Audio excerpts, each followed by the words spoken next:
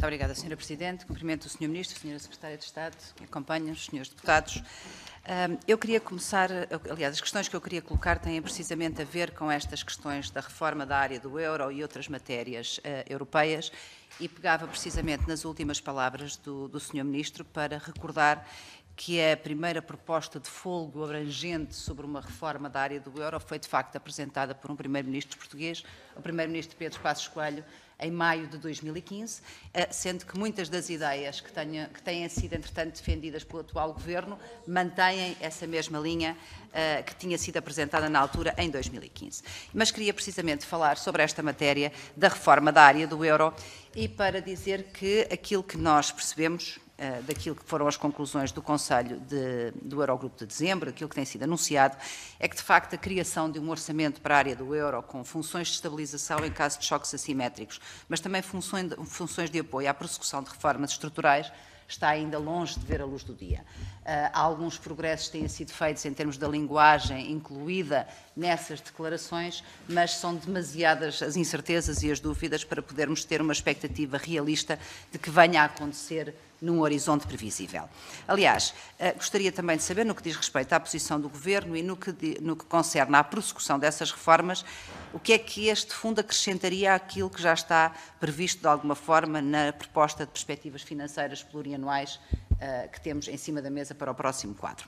E também o que é que o Governo português estaria disposto a aceitar como condicionalidade para a utilização desses instrumentos, na medida em que aquilo que nós temos ouvido constantemente muitos países colocarem como preocupação é o risco moral que tem de ser evitado e, portanto, o acesso a um orçamento comum da área do euro teria certamente que estar associado a algum tipo de condicionalidade. Seguramente estariam o cumprimento das regras do Pacto de Estabilidade e Crescimento, também do Tratado Orçamental, eventualmente com um maior automatismo, ou seja, sem aquilo que agora se convencionou chamar a interpretação inteligente das regras. Algo mais objetivo e automático, provavelmente estaria associado para a questão de evitar o risco moral.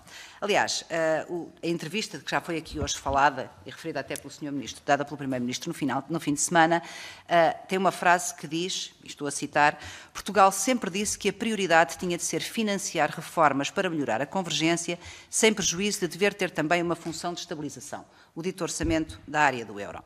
Ora, atendendo a que ouvimos o mesmo Primeiro-Ministro dizer há algum tempo que as reformas estruturais lhe causam arrepios e que não houve nestes 4 anos de Governo qualquer ímpeto reformista, gostaria de saber porquê a defesa do financiamento de reformas como prioridade. Que reformas são essas que o Governo quereria fazer e para as quais precisaria de financiamento através de um orçamento da área do euro e, mais uma vez, que compromisso é que estaria disposto a assumir em troca desse financiamento.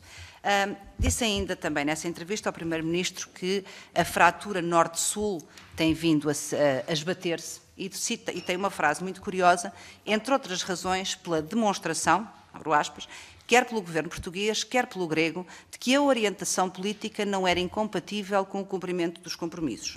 Ora, eu gostaria de recordar que a orientação política do Governo grego, na altura muito elogiado pelo Partido Socialista, que chegou a convocar, o Primeiro-Ministro de Cipras chegou a convocar um referendo cujo resultado depois ignorou, e o Portugal viu o primeiro orçamento apresentado por este Governo ser rejeitado na União Europeia. E, portanto, eu diria que a orientação política desses dois governos foi de facto aceitar, respeitar as regras e aí a fratura efetivamente começou a fechar-se e felizmente que tanto um país como o outro têm feito algum caminho no sentido do crescimento.